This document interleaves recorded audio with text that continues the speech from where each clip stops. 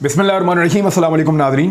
आप YouTube channel देख रहे हैं, मैं इमरान खान हूँ। रूटीन की खबरों की तरफ आने से पहले, क्योंकि आज एक बहुत इंपॉर्टेंट दिन है और आज के दिन में फैसला होगा कि पाकिस्तान में ये जो इस वक्त रजीम चेंज ऑपरेशन के नतीजे में एक इम्पोर्टेड सरकार बनी है, ये सरकार कंटिन्यू करेगी या ख़त्म हो जाएगी। क्या ये चलती रहेगी या इसके बजाय वापस इंतखाबात होंगे और अवाम फैसला करेंगे कि उनके मुल्क के ऊपर कौन हुक्मरानी करेगा।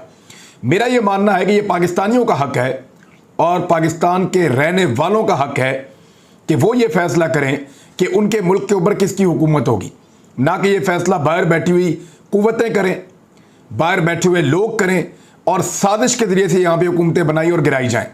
तो ये पाकिस्तानियों को फैसला करने का मौका मिलेगा या यही इंपोर्टेड सरकार यहाँ चलती रहेगी। उसके लिए आज एक इंपॉर्टेंट तरीन दिन है। अहम तरीन खबरें हैं, मैं अब तक पहुँचाऊँगा, लेकिन पहले इमरान खान जिसको निकाला गया वज़ीर आज़म की नशिस्त से, मुझे एक तहरीर मौसूल हुई और उसमें इमरान खान की चंद चीज़ें लिखी हुई थी और वो ये कह रहे हैं कि क्या ये इमरान खान के गुनाह हैं जिनकी वजह से उसको निकाला गया। यानी आप जब किसी को निकालते हैं तो इसलिए निकालते हैं कि या तो वो करप्ट होता है, बेईमान होता है, मुल्क के खिलाफ होता है, या एक लंबी चौड़ी आपके पास चार्जशीट होती है। लेकिन इमरान खान के खिलाफ जो चार्जशीट है ये मुझे किसी ने भेजी है, मैं ये आपको पढ़ के सुना देता हूँ और आप इससे अंदाज़ा लगा लीजिएगा कि इमरान खान कैसा हुक्मरान था। जो चीज़ें इमरान खान ने 3-3.5 साल के अंदर की, वो पाकिस्तान की तारीख में शायद कोई नहीं कर पाया। एहसास कफालत प्रोग्राम पढ़ लें, कितना शानदार है।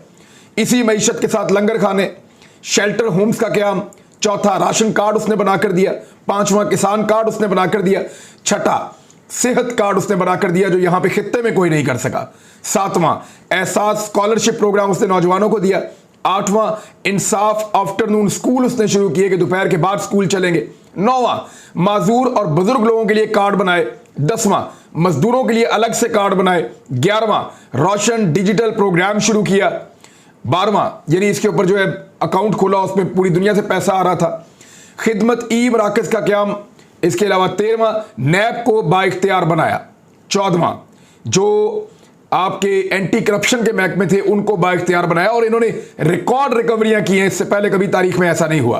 15वां रास्त प्रोग्राम, 16वां सीरत यूनिवर्सिटी का क़याम, 17वां टूरिज्म पाकिस्तान के अंदर इस दौर में जितनी बड़ी है माजी में कभी नहीं बढ़ी, 18वां बिलियन ट्री सुनामी का आगाज, 19वां टैक्स रिफॉर्म्स की गई पाकिस्तान में, रिकॉर्ड टैक्स कलेक्शन पहली दफा पाकिस्तान में हुई है, 20वां क्रिकेट के अंदर से ही क्रिकेट का चेयरमैन यानी रवीज राजा को लाकर लगाया, कोई नजम सेठी को नहीं लगाया, 21वां पाकिस्तान में क्रिकेट की बहाली हुई बहुत तेजी से, बड़ी बड़ी टीमें पाकिस्तान में आई, 22वां पीएसएल कामयाबी के साथ आगे बढ़ता गया, 23वां ई ट्रांसफर और पेंशन का क़याम, यानी ये बहुत बड़ी कामयाबी है, इससे पहले बहुत पैसा खाया जाता था, 24वां भाषा डैम, मोहम्मद डैम और दासू डैम पर काम का तेजी से आगाज, 25वां अपना घर स्कीम का क़याम और इससे बहुत काम पाकिस्तान में बड़ी इंप्लॉयमेंट इससे जनरेट हुई है, 26वां बिला सूद कर्जे की स्कीम, 27वां 21 नई यूनिवर्सिटियों पे काम इमरान खान साहब ने शुरू करवाया पाकिस्तान में, 28वां 23 नए डिस्ट्रिक्ट अस्पतालों पर काम शुरू किया, 29वां पाकिस्तान सिटीजन पोर्टल का क़याम, 30वां रहमतुल्लिल आलमीन अथॉरिटी का क़याम, 31वां हर फोरम पर हुर्मत रसूल सल्लल्लाहु अलैहि वसल्लम के लिए इमरान खान ने, चाहे वो यूएन है, चाहे वो ओआईसी है, चाहे दुनिया का कोई और फोरम है, हर जगह पे इमरान खान ने इसके लिए नबी अकरम सल्लल्लाहु अलैहि वसल्लम की नामूस के लिए आवाज़ उठाई। 32वां पीआईए, पीटीवी और एनएचए को बहुत बड़े बड़े खसारों में से बहुत हद तक निकाल दिया और कुछ जगह पे मुनाफा शुरू हो गया। 33वां ज़मीनों की डिजिटलाइजेशन, जिन लोगों ने ज़मीनों पर कब्जे किए हुए थे उन लोगों के लिए तो ये अमल मौत साबित हुआ।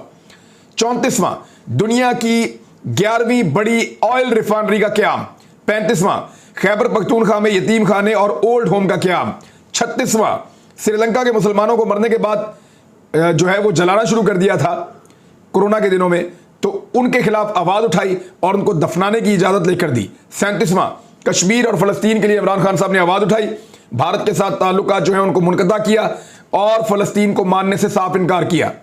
38वां स्कूलों में सुबह दरूद शरीफ और कुरान पाक की तालीम का आगाज़ करवाया। 39वां कुरान की तालीम के बगैर डिग्री देने का कानून ख़त्म किया। 40वां यकसा निज़ाम तालीम लागू करने की कोशिश की।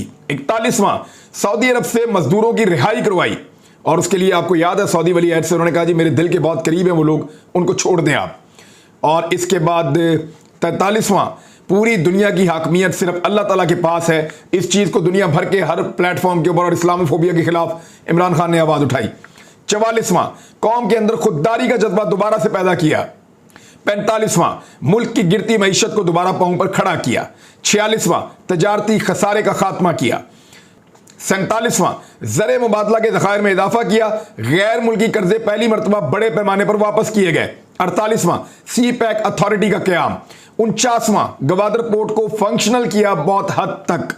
50वां, नवाज शरीफ साहब के दौर के मुकाबले में जो इंफ्रास्ट्रक्चर बनाया गया वो आधे पैसों में बनाया गया और डबल बनाया गया, यानी लागत कम थी और इंफ्रास्ट्रक्चर ज्यादा बनाया गया।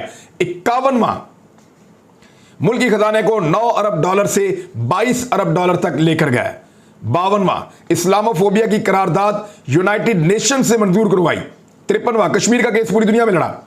54वां, पाकिस्तान का केस यूएन में अच्छे तरीके से पेश किया। 55 नंबर, अमेरिका को अड्डे ना देना और एब्सोल्युटली नॉट कहना। 56, बंद सनतों को दोबारा चलाया, पाकिस्तान की एक्सपोर्ट्स के ऊपर इजाफा हुआ। 57 यह है कि रशिया के साथ मुल्की मफाद और तजारती मुआहदे की कोशिश की उन्होंने, इमरान खान साहब ने। 58वां, चोरों से तकरीबन 400 अरब रुपए की रिकवरी की। पाकिस्तान की तारीख में कभी किसी दौर में इतनी बड़ी रिकवरी इसकी 10% भी नहीं हुई जितनी रिकवरी इमरान खान साहब ने की। 59वां, कार के कंपनी के साथ मुज़ाकरात करके पाकिस्तान का जुर्माना माफ करवाया। 60वां, LNG के दोबारा सस्ते मुआहदे करवाए। 61वां, एहसास प्रोग्राम की शफाफियत और बिला तफरीक तकसीम हुई है। 62वां, अपने दौरे हुकूमत में OIC इजलास 2 मरतबा इस्लामाबाद में बुलाया और 57 ममालिक की सरबराही पाकिस्तान को दिलवाई। 63वां, कोरोना की हैंडलिंग जो है वो पूरी दुनिया ने माना कि इमरान खान ने शानदार की है। 64वां, आलमी महंगाई की हैंडलिंग इमरान खान ने इस दौरे हुकूमत से तो बहुत बेहतर की है।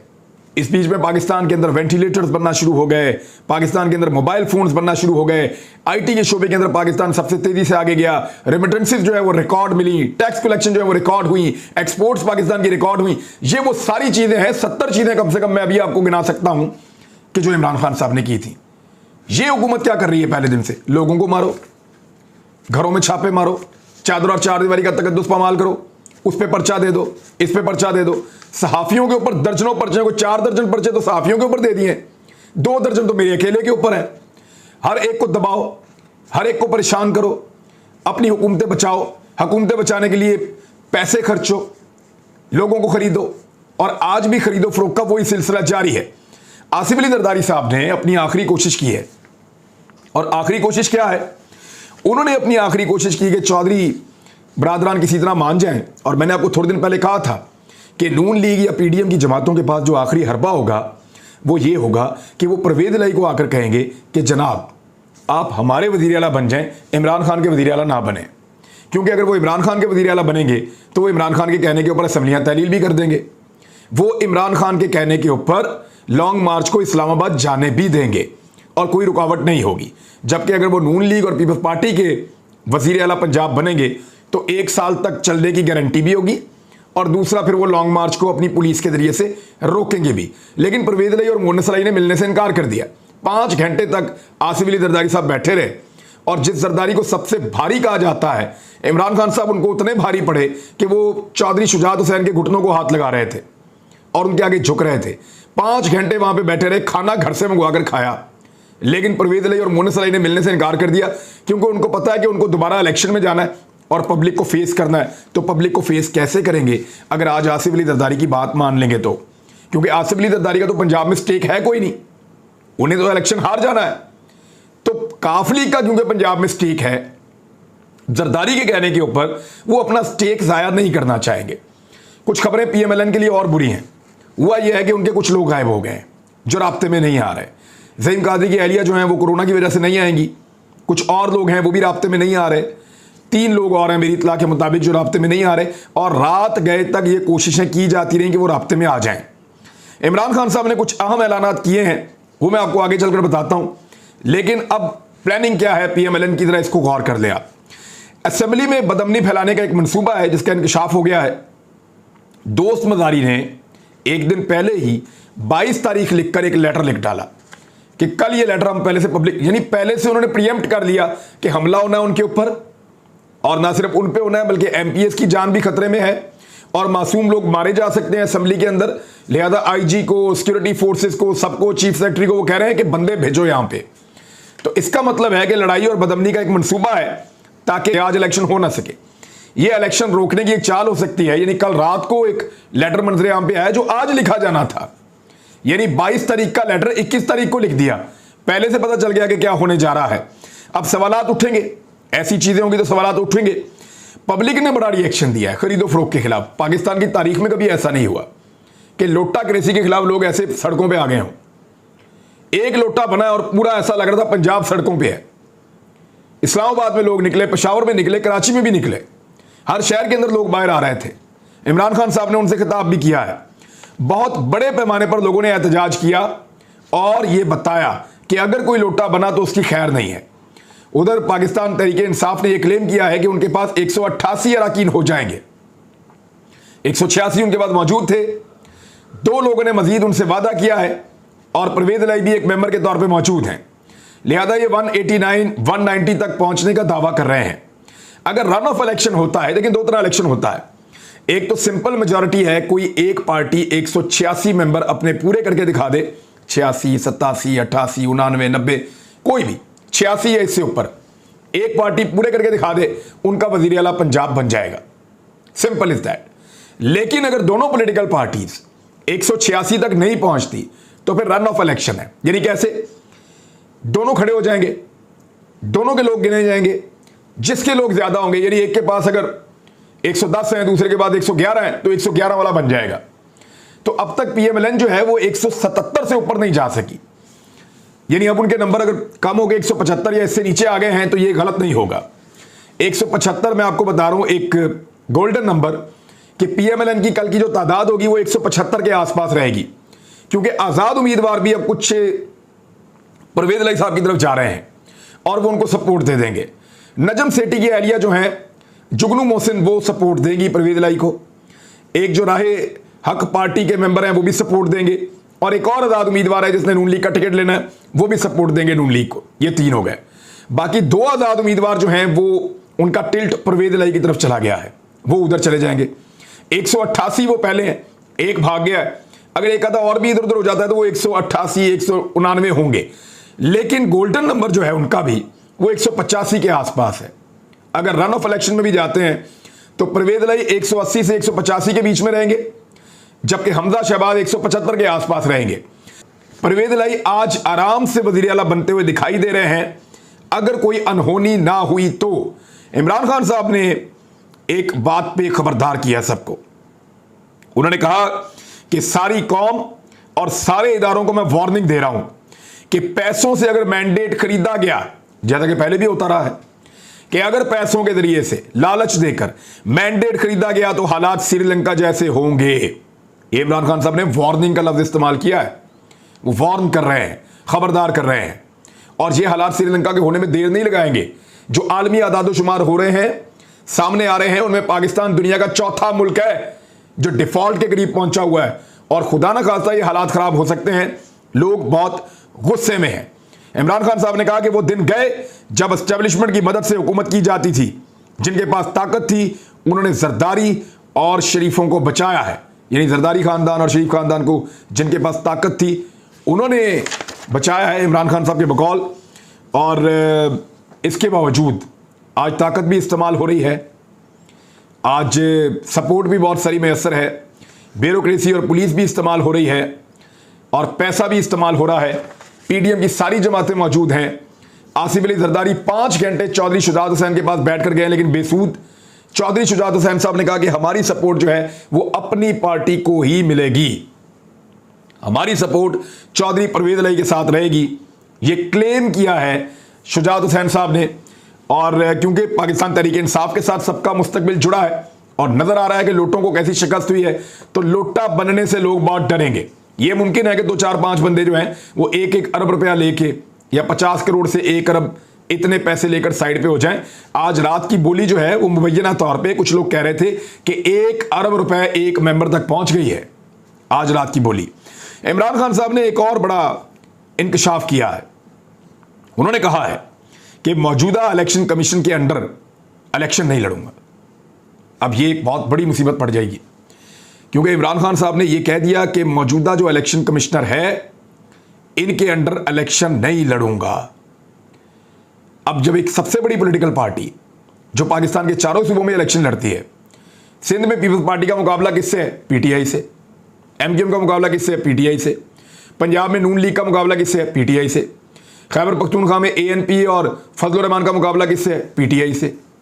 बलूचिस्तान में पॉलिटिकल पार्टीज का मुकाबला किससे है? पीटीआई से। आज़ाद कश्मीर में हुकूमत किसकी है? पीटीआई की। गिलगित बल्तिस्तान में हुकूमत किसकी है? पीटीआई की।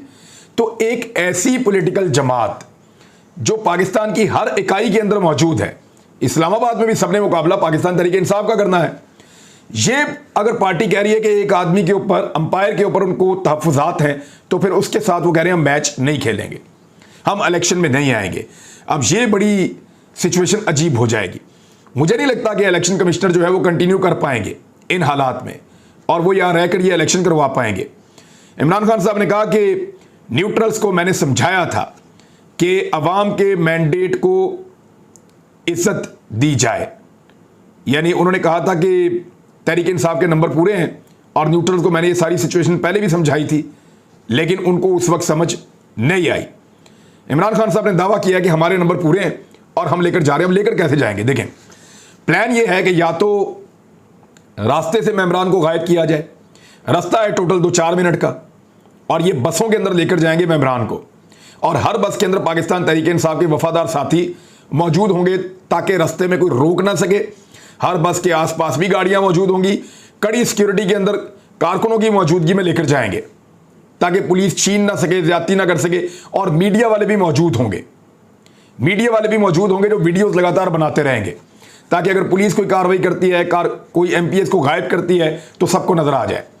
तो ये चंद किलोमीटर का फासला है, 3 किलोमीटर का, मेरे ख्याल में 2 या 2.5 किलोमीटर का फासला है, 2-3 मिनट में ये हो जाएगा।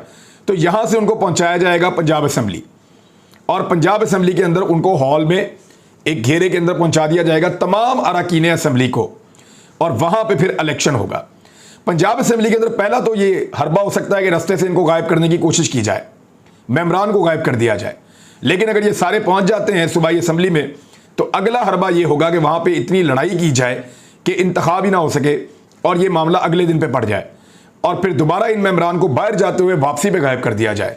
लेकिन अगर ये मेम्बरान वापस भी पहुंच जाएं तो फिर दोबारा कोशिश की जाए मेम्बरान को खरीदने के लिए, और बदमनी का मंसूबा जो है वो दोस्त मजारी जो डिप्टी स्पीकर है, जो इमरान खान साहब के टिकट पर जीत कर, यानी इमरान खान साहब के साथ जो है वो पाकिस्तान तहरीक इंसाफ का हिस्सा बने थे, वो तो पाकिस्तान तहरीक इंसाफ का हिस्सा होने के बावजूद उन्होंने अपनी वफादारी हमजा शहबाज के साथ और मरियम नवाज के साथ जोड़ दी है। तो दोस्त मजारी का लेटर जो है वो इस शक को यकीन में बदल रहा है।